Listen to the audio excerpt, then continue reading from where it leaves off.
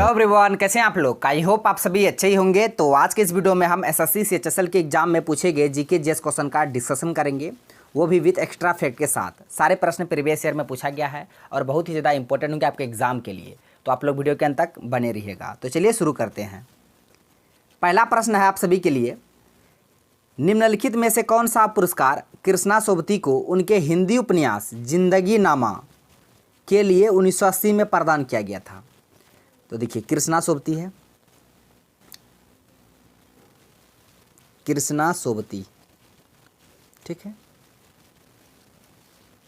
देखिएगा कृष्णा सोबती, और उपन्यास है जिंदगी नामा। बहुत बार एग्जाम में पूछा गया कि जिंदगी नामा उपन्यास के लेखक कौन है। जिंदगी नामा उपन्यास के लेखक तो कृष्णा सोबती, आप याद रखिएगा, ठीक है। और 1980 में इन्हें कौन सा अवार्ड मिला है, उस अवार्ड का आपको नाम बताना है। कब? 1980 में जिंदगी नामा के लिए कृष्णा सोबती को अवार्ड मिला था। ज्ञानपीठ पुरस्कार मिला था, या साहित्य अकादमी पुरस्कार मिला था, व्यास सम्मान मिला था, या सरस्वती सम्मान मिला था। तो पहले हम इसका आंसर जान लेते हैं। इसका आंसर ऑप्शन बी हो जाएगा। साहित्य अकादमी पुरस्कार 1980 में जिंदगी नामा उपन्यास के लिए मिला था। किसे? कृष्णा सोबती को। और ये जिंदगी नामा किस भाषा में? हिंदी। और साहित्य अकादमी पुरस्कार की शुरुआत जो हुआ था 1954 में हुआ था। कब? 1954 में साहित्य अकादमी पुरस्कार का शुरुआत। और हिंदी भाषा में साहित्य अकादमी पुरस्कार पहली बार किसे दिया गया था, उसको हम बता देते हैं, आप इसे याद रखिएगा। प्रश्न लिख देते हैं कि हिंदी भाषा में प्राप्त पहला साहित्य अकादमी पुरस्कार, साहित्य अकादमी पुरस्कार हिंदी भाषा में पहला साहित्य अकादमी पुरस्कार किसे दिया गया था, तो माखनलाल चतुर्वेदी। याद रखिएगा, बहुत बार पूछा गया एग्जाम में। माखनलाल चतुर्वेदी, ठीक है। माखनलाल चतुर्वेदी को हिंदी भाषा में पहला साहित्य अकादमी पुरस्कार दिया गया था। उसके बाद साहित्य अकादमी पुरस्कार की शुरुआत 1954 में हुआ था, और साहित्य अकादमी पुरस्कार 1980 में मिला था कृष्णा सोबती को जिंदगी नामा के लिए। तो सारे फैक्ट को आपको याद रखना है, और कुछ महत्वपूर्ण रचना है कृष्णा सोबती का, उसे आप देख लीजिए एक बार। देखिए, कृष्णा सोबती का जन्म 18 फरवरी 1925 को हुआ था। कहाँ? पाकिस्तान में हुआ था। मृत्यु इंडिया में हुआ था। तो 1925 में पाकिस्तान में हुआ था कृष्णा सोबती का जन्म। तो उपन्यास और कहानी विद्या में उन्होंने जमकर लेखन किया। उनकी प्रमुख जो रचना है उसे देख लीजिए। कृति डार से बिछुड़ी, मित्रों मरजानी, यारों के यार, तीन पहाड़, सूरजमुखी अंधेरे के, सोबती एक सोहबत, जिंदगी नामा। ये पूछा गया था। जिंदगी नामा के लिए उसे साहित्य अकादमी पुरस्कार दिया गया था। कब? 1980 में। ए लड़की, समय सरगम, जैनी मेहरबान सिंह, ये सारी रचना कृति कृष्णा सोबती के हैं, याद रखिएगा, ठीक है। ये फीमेल है, इसको भी याद रखिएगा, नहीं मेल न समझ लीजिएगा, फीमेल है ये कृष्णा सोबती। तो सारे फैक्ट को याद रखिएगा। अब बढ़ते हैं अगले प्रश्न की ओर। प्रश्न है, निम्नलिखित में से किस राज्य सरकार ने 1984 में लता मंगेशकर पुरस्कार की शुरुआत की है। लता मंगेशकर पुरस्कार देखिए, पहला लता दीनानाथ मंगेशकर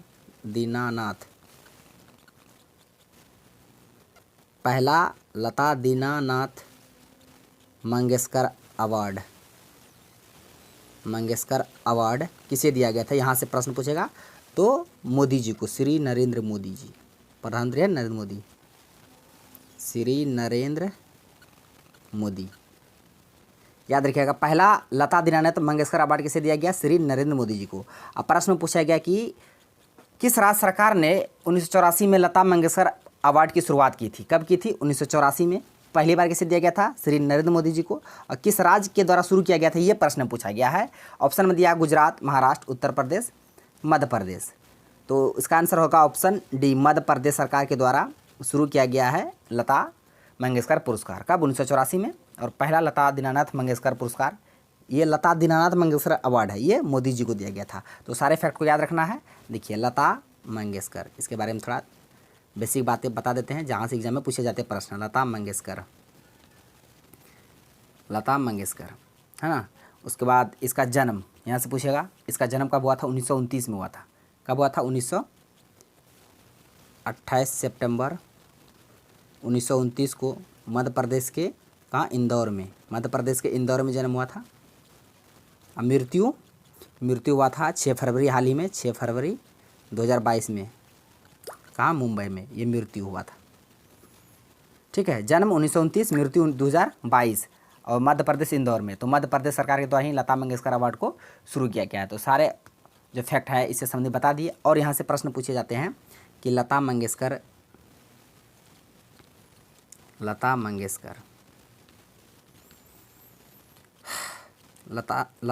जी को पद्म विभूषण और एक भारत रत्न, दोनों अवार्ड याद रखिएगा, पूछे जाते हैं यहाँ से प्रश्न एग्जाम में। तो लता मंगेशकर जी को पद्म विभूषण कब मिले थे, याद रखिएगा 1999 में, लेकिन भारत रत्न 2001 में। दोनों बातों को आपको याद रखना है, पद्म विभूषण। तो इतने सारे फैक्ट को याद रखना है। लता मंगेशकर जी के पिताजी का नाम दीनानाथ मंगेशकर, पद्म विभूषण 1999, भारत रत्न 2001, मृत्यु 2022, जन्म 1929, इंदौर, पिताजी का नाम दीनानाथ मंगेशकर। और पहला लता दीनानाथ मंगेशकर अवार्ड श्री नरेंद्र मोदी जी को दिया गया था। और किस राज्य के द्वारा शुरू किया गया था, मध्य प्रदेश, क्योंकि मध्य प्रदेश इंदौर में ही उनका जन्म हुआ था, उसको 1984 में। तो अब बढ़ते हैं अगले प्रश्न की ओर। इसको डिलीट कर देते हैं, बाद में फिर पीडीएफ में दिक्कत करेगा, खाली पेज। ठीक है, प्रश्न है, निम्नलिखित में से भारतीय संगीत निर्देशकों में से किसने हिंदी फिल्म उद्योग में पश्चिमी धुनों की शुरुआत की, जिन्हें पंचम दा के नाम से जाना जाता है। याद रखिएगा, देखिए पंचम दा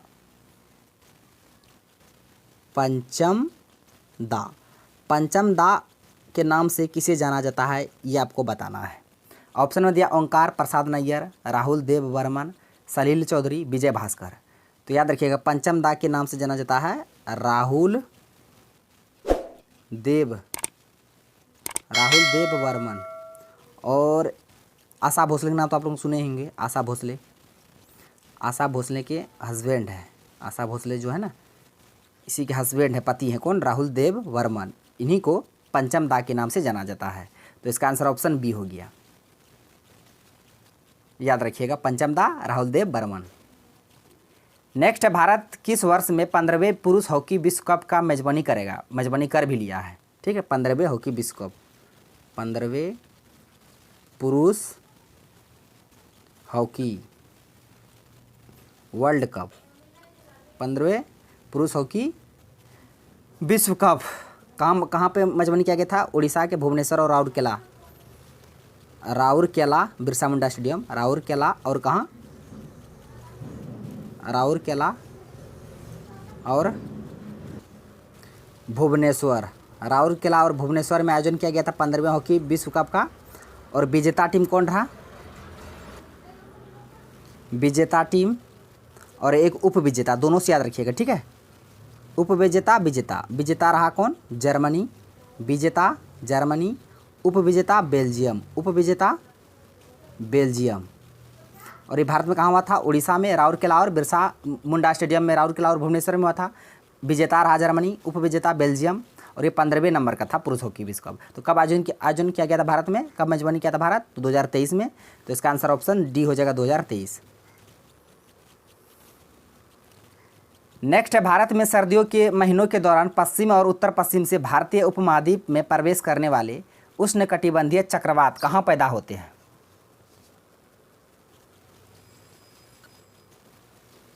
जैसे भारत है ना, और क्या है, भारत का उत्तर, भारत का पश्चिम, ये पश्चिम वाला इलाका है, और ये उत्तर इधर हो गया ऊपर में, और पश्चिम ये, इस इलाका में जो प्रवेश करने वाले उष्णकटिबंधीय चक्रवात होते हैं ये इलाका में, तो कहाँ से उत्पन्न होते हैं ये आपको बताना है। खंभात की खाड़ी के ऊपर, भूमध्य सागर के ऊपर, मन्नार की खाड़ी के ऊपर, अरब सागर के ऊपर। याद रखिएगा, इसका आंसर ऑप्शन बी हो जाएगा, भूमध्य सागर के ऊपर से वो चक्रवात आती है, उष्णकटिबंधीय चक्रवात। कहाँ पे, उत्तर पश्चिम एरिया में भारत में। कब, सर्दियों के मौसम में, जाड़े के मौसम में। इसका आंसर ऑप्शन बी हो जाएगा। कभी कभी पूछता है, जो सुएज नहर है, सुएज नहर किसको जोड़ता है, तो याद रखिएगा, सुएज नहर जो है ये भूमध्य सागर को लाल सागर से, भूमध्य सागर को लाल सागर से सुएज नहर जोड़ता है, याद रखिएगा। नेक्स्ट है, जखन छोटो छिलम निम्नलिखित में से किस भारतीय बांग्ला फिल्म निर्देशक द्वारा बंगाली भाषा में लिखी गई आत्मकथा है। बंगाली भाषा में लिखी गई आत्मकथा क्या है, जखन जखन छोटो छिलम, ये बंगाली भाषा में लिखी गई आत्मकथा है, बंगाली भाषा में लिखी गई आत्मकथा है। और किसके द्वारा लिखी गई थी ये आपको बताना है, ठीक है। सत्यजीत राय के द्वारा। किसके द्वारा? सत्यजीत राय के द्वारा। तो इसका आंसर ऑप्शन ए हो जाएगा, सत्यजीत राय। सिर्फ ये याद रखिएगा कि जखन छोटो छिलम किसके द्वारा? सत्यजीत राय के द्वारा। पंचम दा राहुल देव बर्मन, बता दिए थे। नेक्स्ट है 1952 में केरल कलालयम के संस्थापक कौन है? 1952 में स्थापित हुआ था। तो याद रखिएगा इसका आंसर ऑप्शन डी हो जाएगा, कलामंडलम कल्याणी कुट्टी अम्मा। इस बार एसएससी में पूछा गया था, इसका संबंध किस नृत्य से है? याद रखिएगा, तो ये इसका संबंध जो है मोहिनी अट्टम शास्त्रीय नृत्य है। किस राज्य का? केरल का। तो कलामंडलम कल्याणी कुट्टी अम्मा का संबंध मोहिनी अट्टम से है। मोहिनी अट्टम, उसके बाद कथकली, ये दोनों शास्त्रीय नृत्य है। किस राज्य का? केरल का। याद रखिएगा, दोनों शास्त्रीय नृत्य है। किस राज्य का? तो केरल का।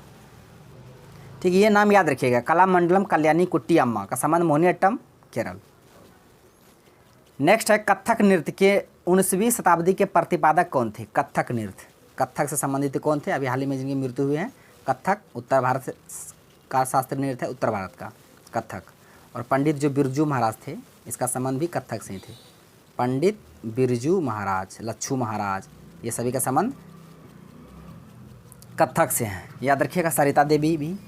ऑप्शन में दिया जतिन गोस्वामी, नहीं होगा, ये भी नहीं होगा, ये भी नहीं होगा। इसका आंसर ऑप्शन डी हो जाएगा, कालका प्रसाद। ये नाम याद रखिएगा, कालका प्रसाद। कालका प्रसाद का संबंध किससे है? कथक से है। पंडित बिरजू महाराज का संबंध किससे है? कथक से है। ठीक है, लच्छू महाराज कथक से है। और कथक किस क्षेत्र का शास्त्रीय नृत्य है? उत्तर भारत का। तो इसका आंसर ऑप्शन डी हो जाएगा। नेक्स्ट है कृष्णा सोबती। देखिए एक और प्रश्न आ गया। इससे पहले हम कृष्णा सोबती को बताते हैं, जिंदगी नमा के लिए अवार्ड मिले थे कौन? साहित्य अकादमी 1980 में। फिर पूछा गया कि कृष्णा सोबती का निम्नलिखित में से कौन सा उपन्यास मूल रूप से दिलो दानिश के रूप में प्रकाशित हुआ है? दिलो दानिश के रूप में प्रकाशित हुआ है कृष्णा सोबती का कौन सा उपन्यास? Memories, daughter, the music of solitude, the heart has its reasons, a Gujarat here, a Gujarat there. ये चारों रचना जो है, ये चारों रचना किसके हैं? कृष्णा सोबती के हैं। चारों में से कौन सा उपन्यास दिलो दानिश के रूप में प्रकाशित हुआ था? आपको ये बताना है। ठीक है, तो इसका आंसर ऑप्शन सी हो जाएगा, the heart has its reasons. इसका आंसर ऑप्शन सी हो जाएगा। ठीक है, याद रखिएगा। नेक्स्ट है, किसी कानूनी वारिस के बिना लोगों द्वारा छोड़ी गई संपत्ति से उत्पन्न होने वाली राज्य की आय को क्या कहा जाएगा? मान लीजिए कोई व्यक्ति मर गया, उसका कोई वारिस तारिस नहीं है, और उससे जो प्राप्त आय होगा, इनकम होगा, वो राज्य को प्राप्त होगा, और उस इनकम को क्या कहा जाएगा वो आपको बताना है। प्रश्न एक बार और से पढ़िए, फिर से पढ़िए कि किसी कानूनी वारिस के बिना लोगों द्वारा छोड़ी गई जो संपत्ति है, उससे प्राप्त होने वाली जो राज्य को आय है, उस आय को हम लोग क्या कहेंगे? ये प्रश्न पूछा गया था एसएससी सीएचएसएल के एग्जाम में भी हाल ही में। ऑप्शन में दिया प्रादेश, महापातक, राजगामित्व, डी नोवो। तो इसका जो आंसर होगा ऑप्शन सी हो जाएगा, राजगामित्व, है ना। तो राजगामित्व याद रखिएगा। नेक्स्ट है, ये आज का लास्ट प्रश्न है। बायोमास का पिरामिड एक आरेख है जो खाद्य श्रृंखला के प्रत्येक स्तर पर जनसंख्या को दर्शाता है। तदनुसार ...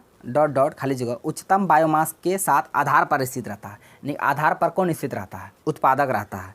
फिर इस उत्पादक को कौन खाता है? प्राथमिक उपभोक्ता। फिर उसको कौन खाता है? द्वितीय उपभोक्ता, है ना, शाकाहारी, फिर मांसाहारी। तो ये क्रम चलते रहता है ना। तो ये ऊर्जा का जो मतलब खाद्य पदार्थ का श्रृंखला जो है 10%, 10% ऊर्जा का प्रभाव होगा आगे वाला, फिर उसके आगे 10% जाएगा, पुराने जाएगा। ये नियम दिया था लिंडेमान। कौन दिया था? लिंडेमान, याद रखिएगा। ऊर्जा प्रवाह का सिद्धांत जो दिया था 10%, ये लिंडेमान के द्वारा दिया गया था, याद रखिएगा। इसका आंसर ऑप्शन बी हो जाएगा। बायोमास के साथ आधार पर स्थिर रहता उत्पादक, फिर उसको शाकाहारी, फिर शाकाहारी को कौन? मांसाहारी। इसी तरह ही चलती रहता है। तो फ्रेंड्स, आज का प्रश्न बस यहीं तक था। सारे प्रश्न को भी कॉन्सेप्ट कर बता दिया। आई होप आपको वीडियो पसंद आया होगा। यदि वीडियो पसंद आया तो मेरा वीडियो को लाइक कीजिए तथा हमारा यूट्यूब चैनल कर दीजिए सड्डा को सब्सक्राइब करो, बेल आइकन को भी हिट कर दीजिए ताकि हर एक लेटेस्ट वीडियो का नोटिफिकेशन तुरंत आप तक पहुंच जाए। Thanks for watching video. धन्यवाद। अब मिलते हैं नेक्स्ट वीडियो में नेक्स्ट टॉपिक के साथ। तब तक के लिए जय हिंद।